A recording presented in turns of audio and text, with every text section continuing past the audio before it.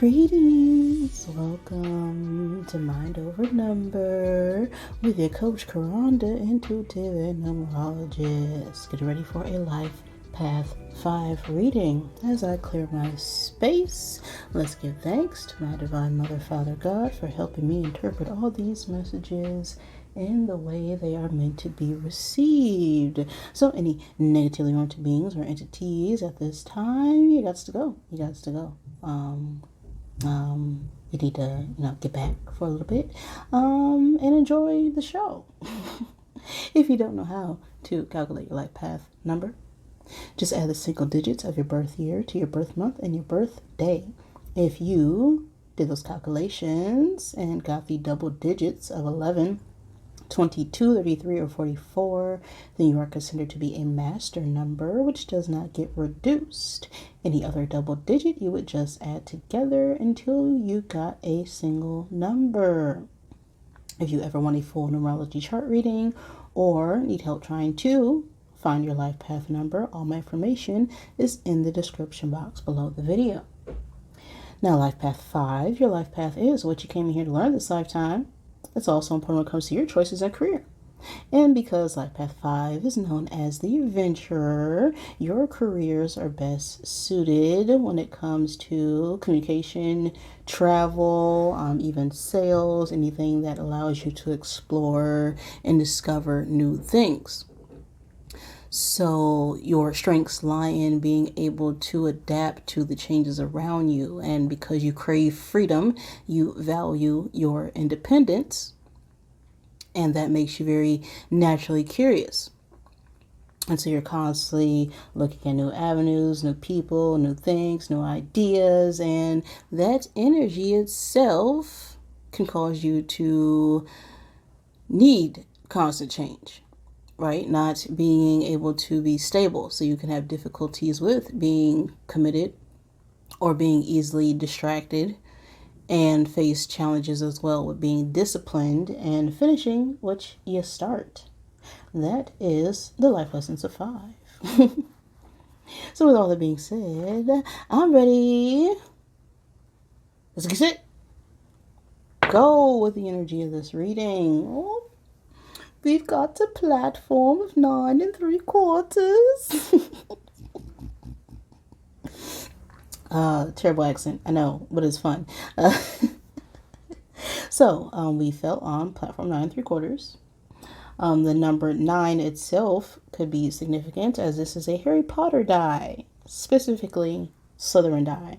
And I'm Team Slytherin. Now, whenever I see the platform 9 3/4, it tells me that we are heading into some unknown territory.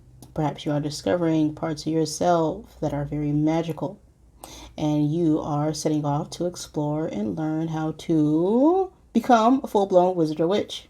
Who knows? But this could also be symbolic of stepping headfirst into a situation where you have no clue what the outcome is going to be. You just know that you have to go. But I will go ahead and get 9 cubes out of my Zodiac bag. Well, one already fell out. To give you confirmation. Always take what resonates for you and leave what does not. It's 5, 6, 7, 8. And one more. There we go. So 5s, we have Virgo, Aquarius, Aries, Sagittarius, and Capricorn coming out here.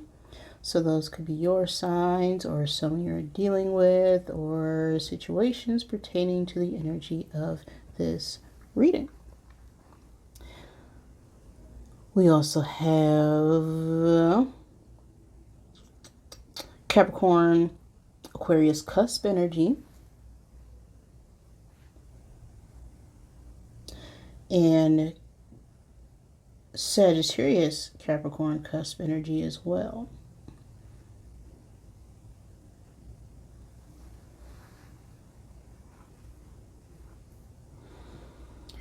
the time frames of September 23rd through October 22nd, October 23rd through November 22nd, and July 23rd through August 22nd could also be significant. That could be significant times in space, or the time frame of your birthday, or someone else pertaining to this reading. We have air energy coming out here. Air as an element is all about our mind, our intellect, our communication. It's also symbolic of movement. So we can be in our heads thinking about a situation or trying to figure out how to communicate in order to move forward. We'll see here. Just know that this could resonate at any point in time and space, as the past does not exist. It's just a bunch of memories. And the future is always determined on what you do right now. The eternal now. Big now. You see, everything's happening right now. See, I was talking to you in the past. Now I'm talking to you in the future. You know, it just hits when it's supposed to hit. Okay. What's going on right now for the energy for my vibes?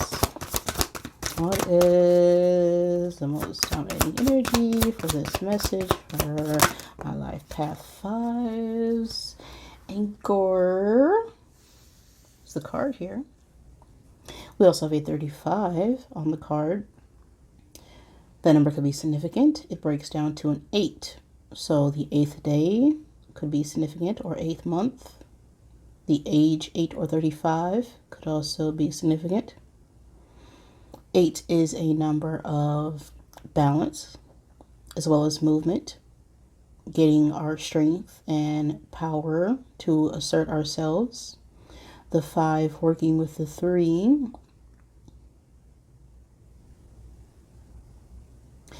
is giving me an energy of a change in expression or communication, or something to do with our social groups. We also have a 9 of spades on the card, and the Knight of Spades is a card of coming full circle when it comes to our anxiety, our thought patterns, our overthinking, overanalyzing something. The Anchor card itself is about a pause, stability. You know, you set your anchors down, you're ready to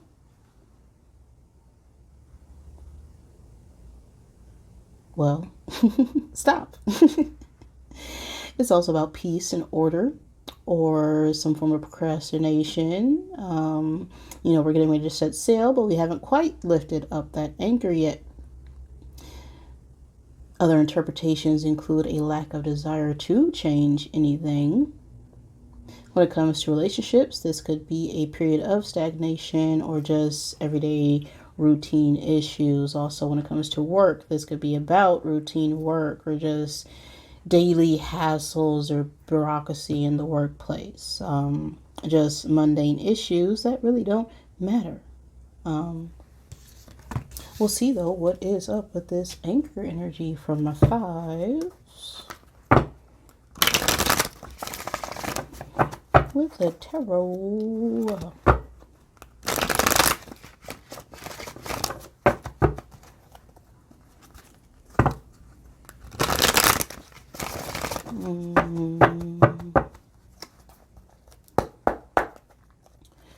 One card for the present energy for my life path 5s. One card.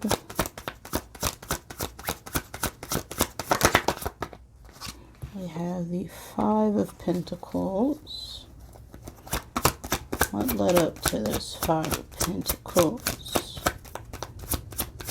Oh. Well, that fell on the table, so I'll take that. The Sun. That's the future space. The Wheel of Fortune reversed. One card for above.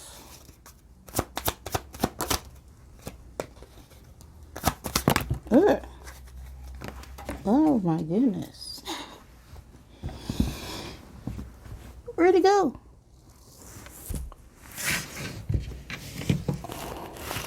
Oh, we're all over the place, guys. Give me a moment. Where did it go?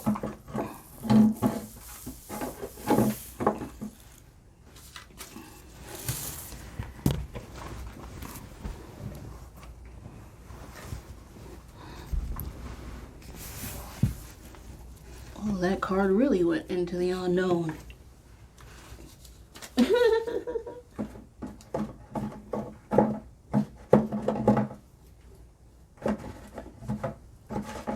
Aha! Look at that. That was a chariot, but we'll put that back.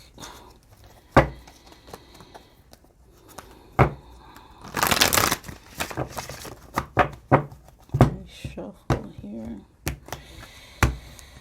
Oh my goodness. Doing too much fives.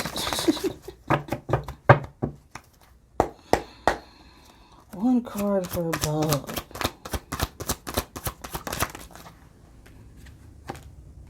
King of Pentacles. One card for below. The underlying energy here.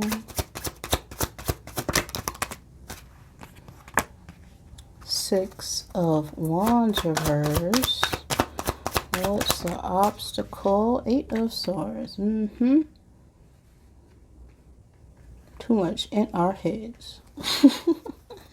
What's their attitude towards the situation? Ten of Pentacles reversed. Outside influences here.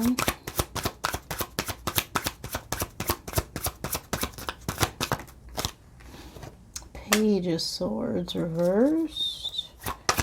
Our hopes or fears of the situation.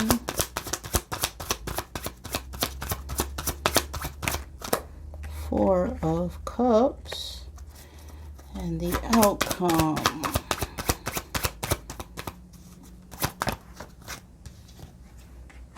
The Star.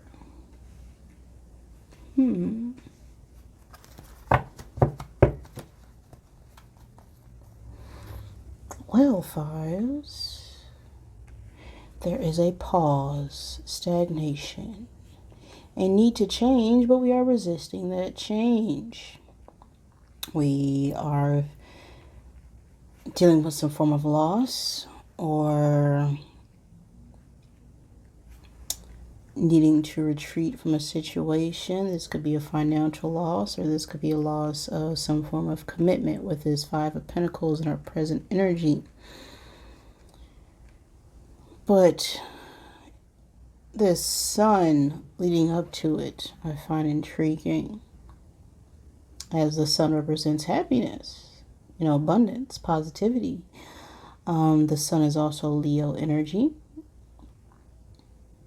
We have the Wheel of Fortune, which represents Jupiter energy, and Jupiter is a planet of expansion and learning and growing.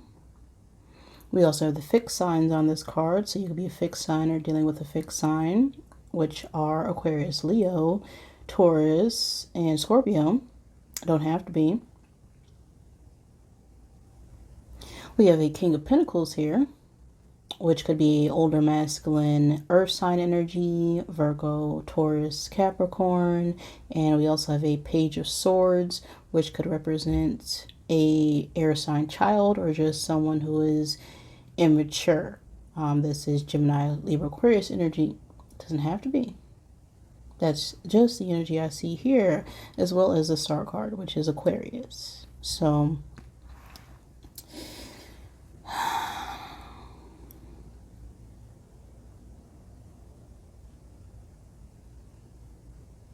It's like we were feeling very, optimistic about a situation, but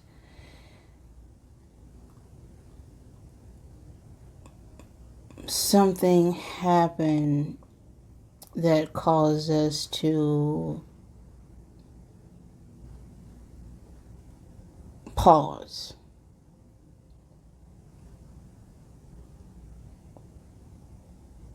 Now, this could be our own thoughts right now. It seems like we were heading on the right track, but then we got caught up in our own self-doubt, self-negativity, our own thoughts, our own negative patterns, which resulted in that wheel of fate or destiny turning right back around.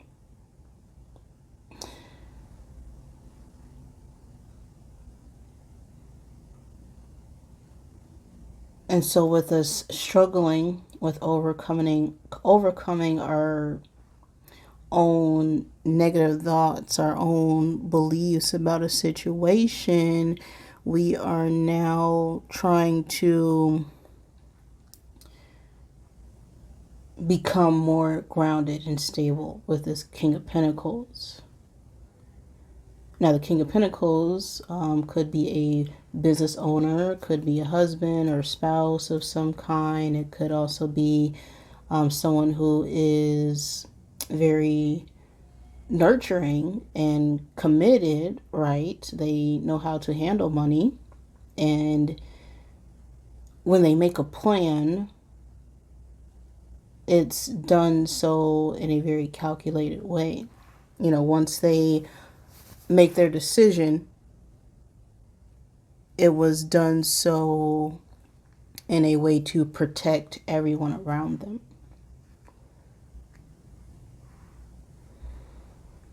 So I'm feeling more protection with that King of Pentacles as we have this Six of Wands now in the underlying energy.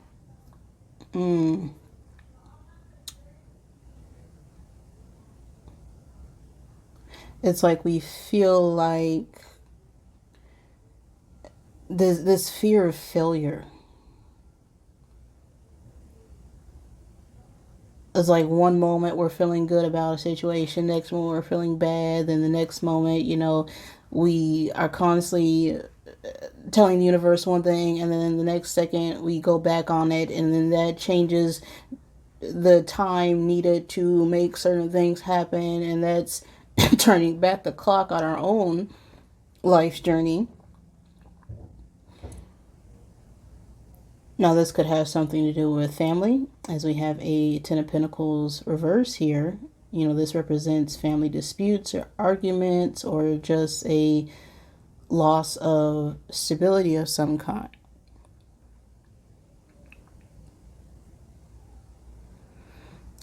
This also could talk about feelings of insecurity, right? Pentacles are about stable, secure foundation, things of the physical plane. And because we're approaching this through the lenses of our own insecurity, it's causing more stagnation than progress. And there is a need to heal those thoughts of feeling like we may be rejected or not accepted after rejecting an offer in the past here.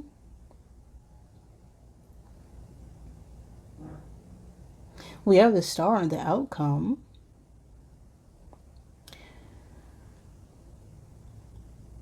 So with this being more about disputes in the family, this is what's causing this negativity.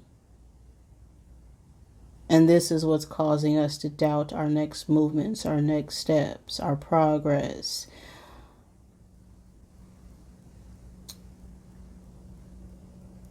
And the outcome here is the Star, and this is a card of healing, of some sort of opportunity being renewed, us getting some form of inspiration or divine guidance in order to express our emotions,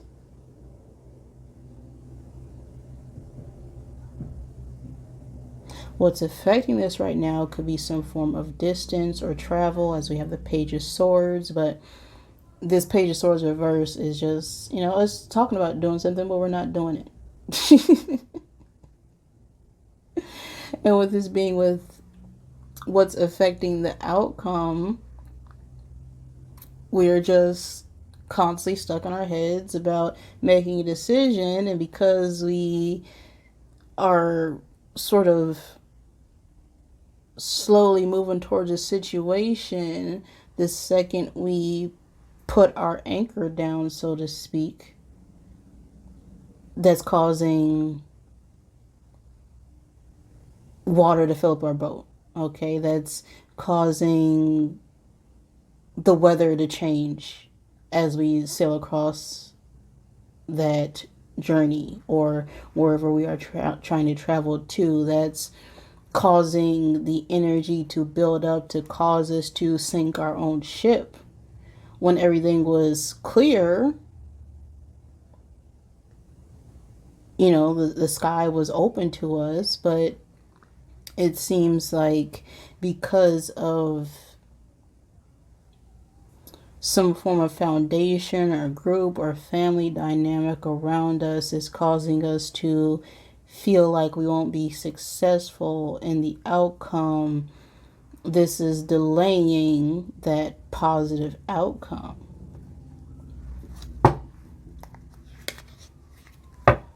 Let's get the Rebel deck. Help clarify here.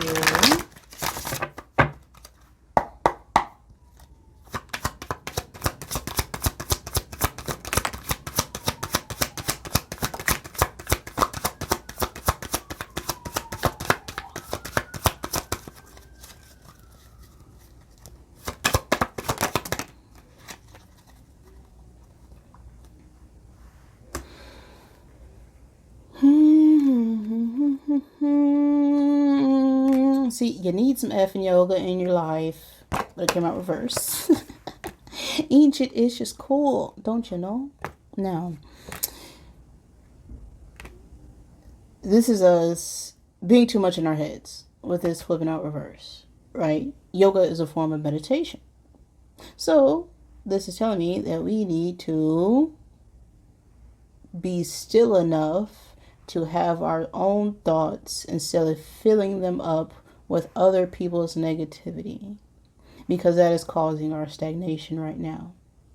Like, we know we're capable, we know we're stable with this King of Pentacles here, with what we're trying to get out of the situation. But in the back of our head, we have this programming that we won't be successful. And this is stemming from some form of generational triggers that possibly could be committed to commitment or money or finances. Take that how it resonates with your situation.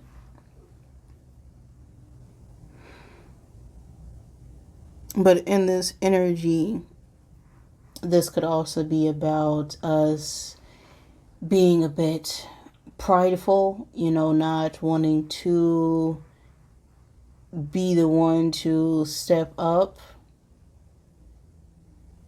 to overcome the situation because of our own fears, our own insecurities.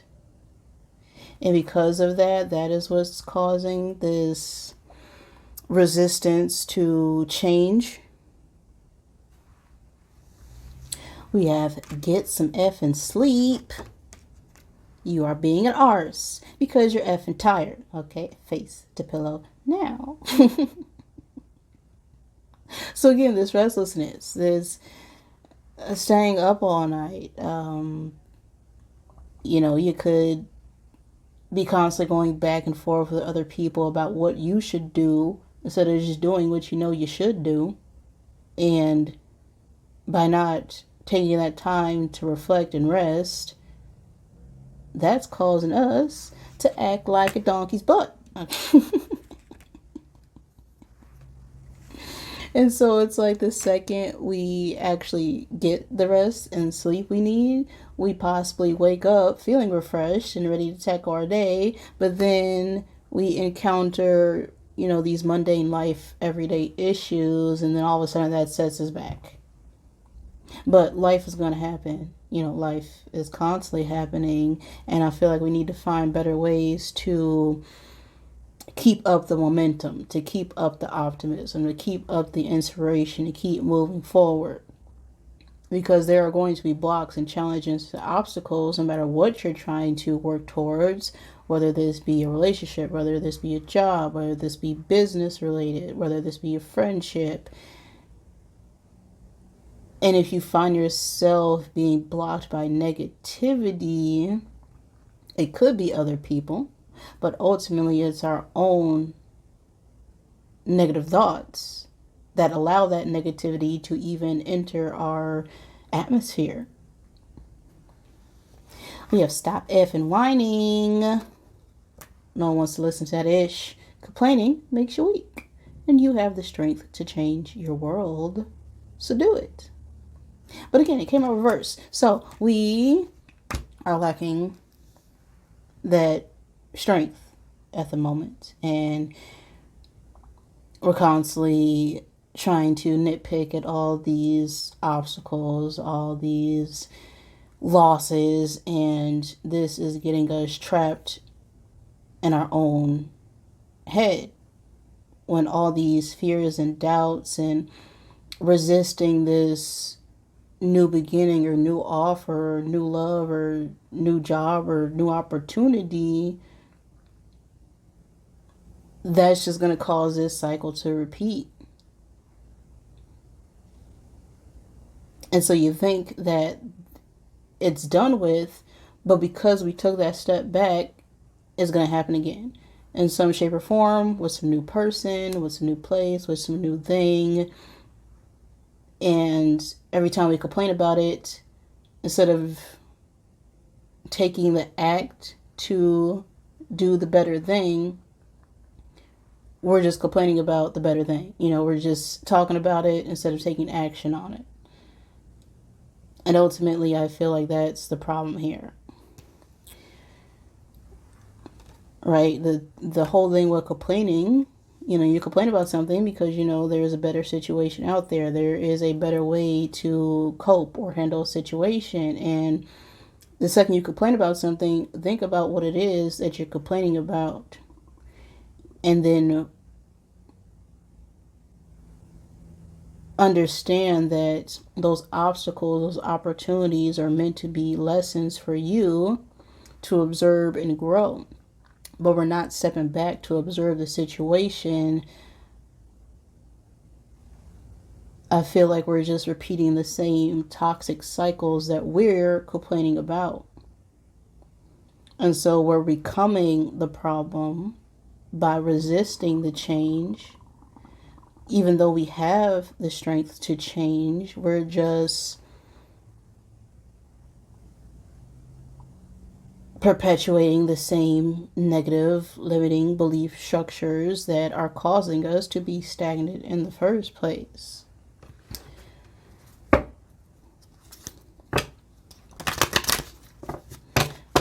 But with the star out here, I feel like once we drop this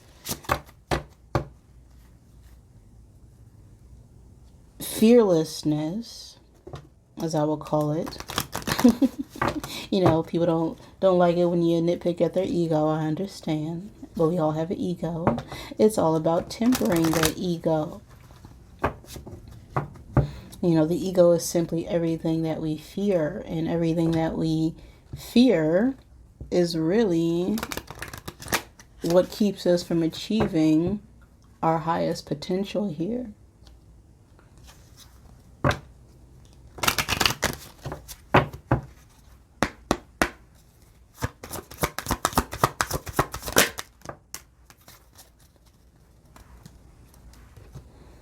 $20 is on the card. The number 20 could be significant. 20 of the day, age 20. It reduces down to a 2 as well. But the 0 with the 2 is giving me a need to reset or some form of divine intervention when it comes to our relationships, our partnerships, or our commitments. 2 is a number of balance as well. So it's like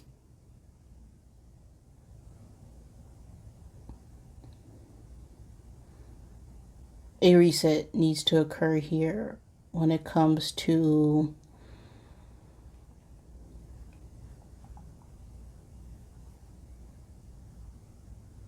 the way that we are choosing to be communicative with the relationship, right? There needs to be some form of mediation or conflict resolution or change here.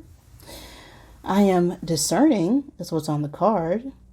It says, I love myself enough to say no to people and situations that don't serve my highest good. I am discerning. See, it's essentially what I'm talking about here. I feel like we keep putting ourselves in situations because we understand our own power, but because we are using it to fuel our own ego, right? Because when we help people, we feel good about ourselves, but then we're left feeling drained at the same time. And these situations are not helping us grow. They're not helping us expand. They're not helping us learn. They're just helping us perpetuate the same negative thought patterns that are causing us to complain about a situation. And to be discerning, you have to be able to look at what is true for you between what is false.